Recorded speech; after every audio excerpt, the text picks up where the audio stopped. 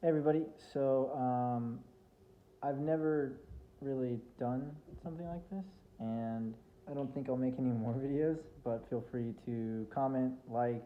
Uh, I'd recommend commenting. I feel like a lot of people continue their faith in reading other people, kind of seeing that everyone's in it together, that they're not alone. So whatever you do, just comment. I wanted to make this video because I feel like God has put it in me, right? So for me right now, I'm going through a time where I'm no longer with my partner.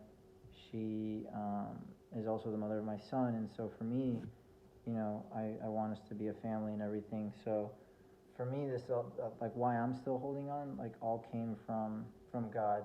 I feel like there was one day uh, I'm walking my son in the neighborhood she lives at, because I just wanted to be out with him. I was praying, and I was like, oh my God, like, because I could see everything was going down south. I had my headphones in. I was supposed to run, but I didn't want to run. I was just like too like mopey, so I just started walking. And then, whether my phone was unlocked or not, I was not on my Bible app. So I put my phone in my pocket. I'm praying. I'm walking my son. Like in the middle of my prayers, in the middle of my thoughts, like a voice cuts through my headphones, and the Bible app was not only opened, a video was opened, and the video was talking about having faith, hope, and trusting God, and something impossible like that. You know what I mean? Like whether my phone was unlocked or not, like I know I wasn't on the Bible app, and in my pocket, right when I was praying for our restoration, for our relationship, for our family, for her, for each other. It happened, and from then I was like, okay, I have to hold on, right? You read the word and you say and you see, have faith and it'll be done, and people, hold on to that. I mean, I did. I look at it honestly as like a time where I needed it because it started this platform that I'm holding on to. And I don't think that things are just so easy, right? Like, I believe with God, you ask for one thing and He gives you more than you ever known. We ended up breaking up not too long ago. She's unhappy. I'm in another state because of work. She's kind of doing the whole baby thing alone, which I don't throw at her. I mean, like she's rocking it and doing a good job, But she also fell out of faith like a while ago, and motherhood is something that's still a process for her to get into. And I kept praying and praying for just that we get back together, and such is the love of God. I look at it as we call Him our Father, but He really is our Father. For those of you with kids or in a authoritative figure, with those under you or your own children, like when you know what's best for them, you do it. There's always a reason why you tell your kid no. Sometimes you make your kid wait for something because maybe you don't want to spoil them. Maybe they need to earn it. Maybe to figure out why that thing is important, whatever. God is our Father, and a lot of what goes on in life, I look at it like that, like, okay, like, what is my Father trying to do? Like, how would I approach my son in a situation like this? Or in something that he wants, that, the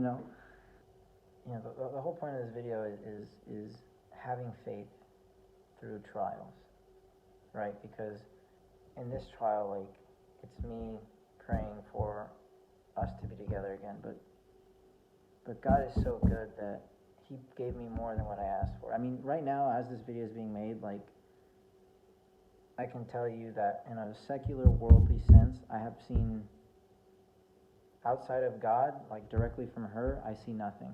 Like, it's dead, it's destitute. But focusing on God, I feel like I asked for one thing, and He has given me so much in return.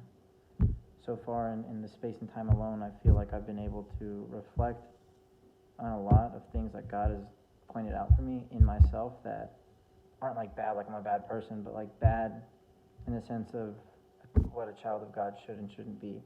For a long time, I've always wanted to do stuff like this. I've always wanted to pray a certain way, worship a certain way, fast, and I never did. I was always very lukewarm in my servitude to the Lord, and as a Christian, I was just very like, yep, I pray, I did it, love you, God, but it was never like devoted. It was never what I feel like I've become now.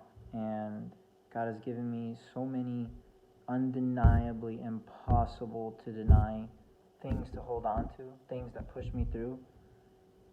God has renewed something in me, put something in me. God has given me so much, and I believe that this is a testimony. I believe that He's given me a new prayer, something to do that I can share with people. And although right now I'm not where I want to be, I feel like I've gotten so much more, and that when I get to where I want to be, it's going to be so much better. Because in all of this, I've been stripped of a lot of what I thought I could control. I was stripped of a lot of the security nets that I had in my mind. I was stripped of a lot of my understanding. We're told to trust God, and that God should be everything, and I think a lot of people are very good at lip service, and I know I was very lukewarm in the sense like, yep, I trust God, my life is good, doop-de-doop-de-doop. When you don't have anything anymore, and Jesus is the only thing you have, like, it really drives home the point that in weakness, His power is made perfect. Because you see that you don't need anything else. And if you really open your mind and heart, you see that your Father is building you up. Maybe He's building you up for what you're asking for. Maybe He's building you up for something different. I think another reason why I wanted to make this video was because my whole point of this is I hold on based on what God has shown me. And I know that there's a lot of people that pray for restoration in their marriage and their relationships. And I know that there's a lot of lukewarm people out there. I probably still am. It's on God to help me, and I put that in His hands. And I know that, looking at all these different people, like, I'm looking things up because I want to see these testimonies. I want to see how God has worked in other people. I want to give praise to God. Like all these different testimonies bring God the glory. And I want to be able to use this time to bring Him the glory, because at the end of the day, I've learned so much, and I have to give thanks to God because it happened. Like, it's not like it didn't. It's not like I'm not learning. It's not like I'm not diving deeper into a God who loves us beyond what we understand. And not only that, it's because I see so many people praying and hoping, and they wait years and all this stuff, and I'm just like, that there's a lot of times where we try and make our intuition God, in the sense that, like, I was married before to someone who wasn't the best person ever. And I used to be like, oh, I want this to work out. In hindsight now, I find, like, that separation and divorce was a blessing. And kind of looking at that, and then looking at the situation now, and those impossible to deny God-given interdictions and just, like, injects from God. Like, I hope that whatever you take from this, just pray for discernment. Pray that God, like, earnestly pray, fast, seek Him, and ask Him for that discernment to understand His voice and His will before yours and against yours. Because I know for a while there was a point in my life where, I prayed it's going to happen. I prayed it's going to happen. And it's like, yeah, well, that wasn't part of the plan. You kind of brought that on yourself. And there's a lot of times, and I'm sure some of you guys can do it, look back and be like, this did or didn't happen.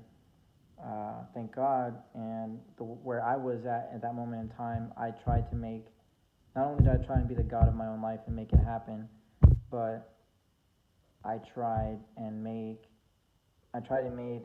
my voice into the voice of God, and just convincing myself that that's what He wants. So pray to God. Give God the glory for wherever you're at. The scariest verse in the Bible to me was in Job, the book of Job, where he talks about right when he loses everything, when he loses his kids, his wife, his friends, like nothing, he says, naked I came from my mother's womb, and naked shall I return. The Lord gives and the Lord takes. Blessed be the name of the Lord. And that used to terrify me, because we are so endowed with power by God that it's like, okay, well, I have this job, I have this career, I have this girlfriend, I have this boyfriend, I have this kid, I have this money, I have these things. Like, you can easily just become the God of your own life. And then God becomes this, like, figurehead that you just kind of say these lovey-dovey things to. Sure, yeah, pew, pew, but I got it. Or you plan these things out because it's like, all right, I prayed to God, I know that He moves in mysterious ways, but I'm going to do this because I'm going to help God out.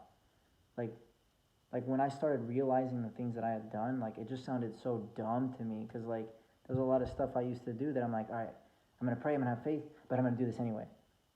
And then when you're honest with yourself and when you speak to God, the things that you think He doesn't want to hear or that are not good, you see that maybe, I was trying to do things because it's like, yeah, I have faith, but I'm going to do this anyway because I'm going to help God out. Like, that sounds dumb. Like, you can't help God out. Like, there's nothing you can add on to what God has already made. And part of, like, this blessing of all this, like, discipline that He's given me, that awareness of just being able to be like, you know what, with this relationship with God, like, and I really hope people take that away too, like, don't be afraid to sit there and be like, God, I have these thoughts. God, I doubt you. God, I'm trying as hard as I can, but these things are coming up. The world, the devil, the enemy, whatever you want to call it, is making these temptations, like, and God is good, you know?